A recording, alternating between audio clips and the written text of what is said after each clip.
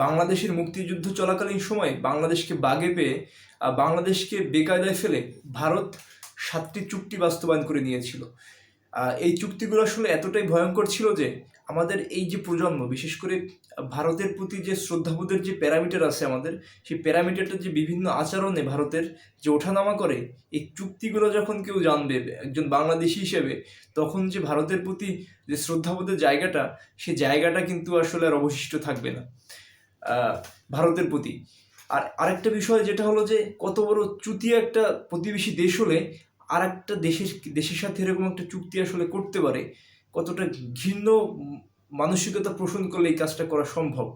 দ্বিতীয় যে বিষয়টা সেটা হচ্ছে যে সেই সময় তো বাংলাদেশের প্রধানমন্ত্রী ছিলেন তাজউদ্দিন আহমেদ। মানে তাজউদ্দিন আহমেদ একাকে আসলে বলা যায় না, তাজউদ্দিন আহমেদরা।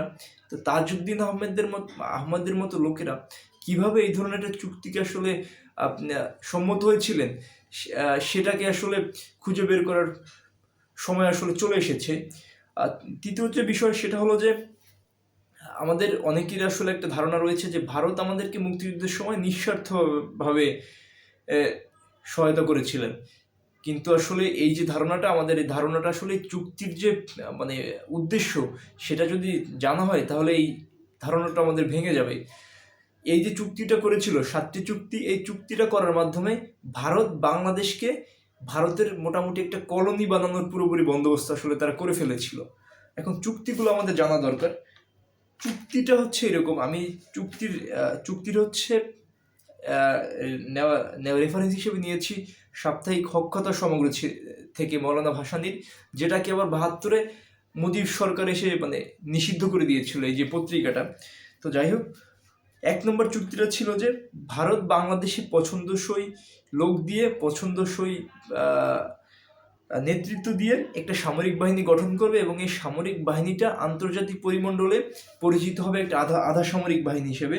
এবং সংখ্যা এবং গুরুত্বের দিক থেকে এই যে বাহিনীটা ভারত গঠন করবে, এটা হবে বাংলাদেশের যে সামরিক বাহিনী আছে তাদের থেকে বড় এবং বেশি তাৎপর্যপূর্ণ। এবং এই যে এবং ধারণা করা সহজ যে এই যে বাহিনীটার কথা বলছে ভারত, এই বাহিনীটি ছিল রক্ষী বাহিনী। এবং এই যে বাহিনীটির যে উদ্দেশ্য, এইটার উদ্দেশ্য হবে রাজনৈতিকভাবে ব্যবহার করা এই যে বাহিনীটাকে। এবং ভারত বিরোধী কোনো সরকার যদি ঢাকায় ক্ষমতায় বসে, তাহলে এই বাহিনী দিয়ে সেই সরকারকে উৎখাত করা হবে এবং বাংলাদেশের অভ্যন্তরে রাজনৈতিক বিরোধীদের এই বাহিনী দিয়ে দমন করা হবে। এবং বাংলাদেশের জনগণ যদি কোনোদিন বিপ্লব অবতীর্ণ হয়, তখন রক্ষী বাহিনীর পোশাক গুনে ভারতীয় সৈন্যরা লাখে লাখে বাংলাদেশে প্রবেশ করতে পারবে এবং বাংলাদেশের জনগণকে দমন করার এখতিয়ার রাখবে।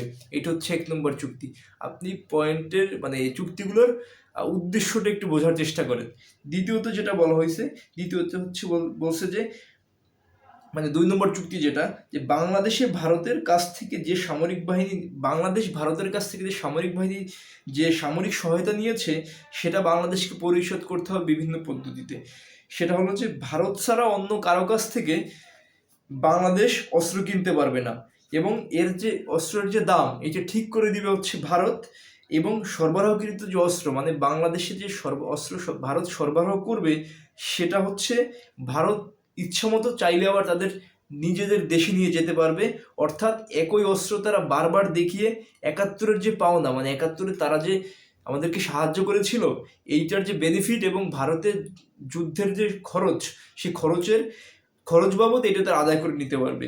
এবং কখন যদি বাংলাদেশের অভ্যন্তরীণ কোনো গোলযোগ দেখা যায়, তখন সেখানে তারা কোনো ভারী অস্ত্র, কোনো সাজোয়া গাড়ি বা ট্যাঙ্ক ব্যবহার করতে বাংলাদেশকে দিবে না।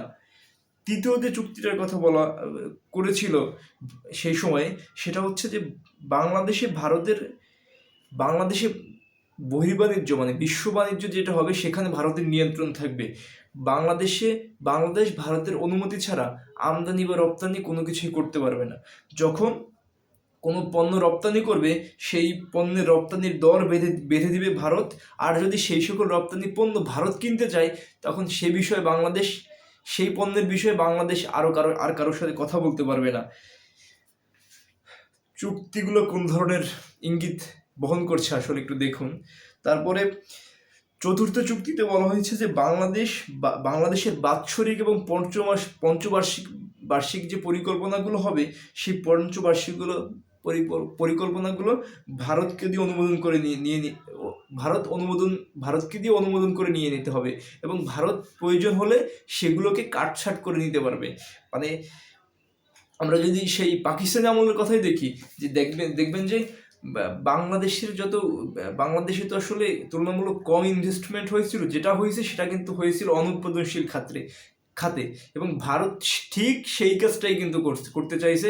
আপনি যে সেই সময়কার অর্থনৈতিক বাজেটগুলো লক্ষ্য করবেন, দেখবেন বাংলাদেশে যদি ইনভেস্টমেন্ট ছিল, সে বেশিরভাগই ছিল হচ্ছে অনুৎপাদনশীল খাতে। মানে বাংলাদেশ যাতে অর্থনৈতিকভাবে মেরুদণ্ড সোজা করে দাঁড়াতে না পারে, বাংলাদেশ যাতে অর্থনৈতিকভাবে একটা বিকলাঙ্গ দেশ হিসেবে থাকে, এই বন্দোবস্ত তারা করেছিল। মানে সামরিক বাহিনী নিল, অর্থনীতি নিল, বিশ্ব বাণিজ্য নিল, তাহলে অবশিষ্ট একটা দেশের আর কি থাকে?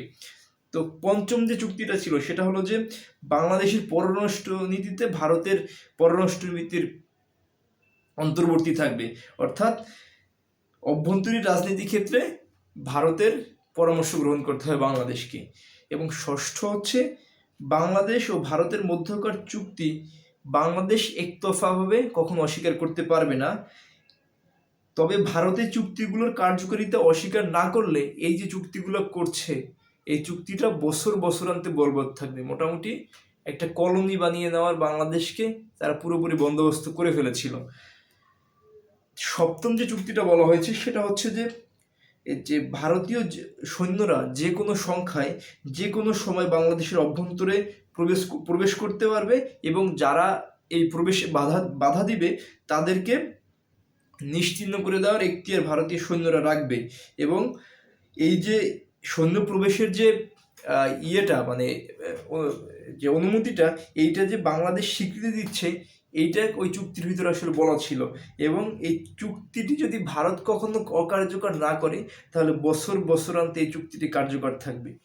এইটা হচ্ছে মোটামুটি 7টা চুক্তি ভারত তখন বাংলাদেশকে দিয়ে করিয়ে নিয়েছিল, যেটা ছিল সম্পূর্ণ একটা গোপন চুক্তি।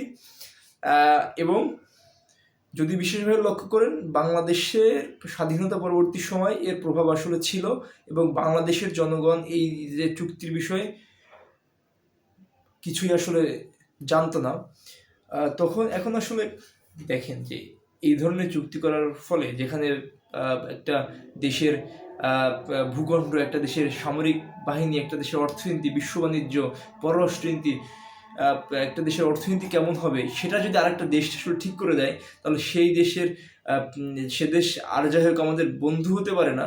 মানে এরকম বন্ধু থাকলে আমাদের আসলে শত্রুর দরকার হয় না, এটা আসলে প্রতিষ্ঠিত কিন্তু হয়ে যায়।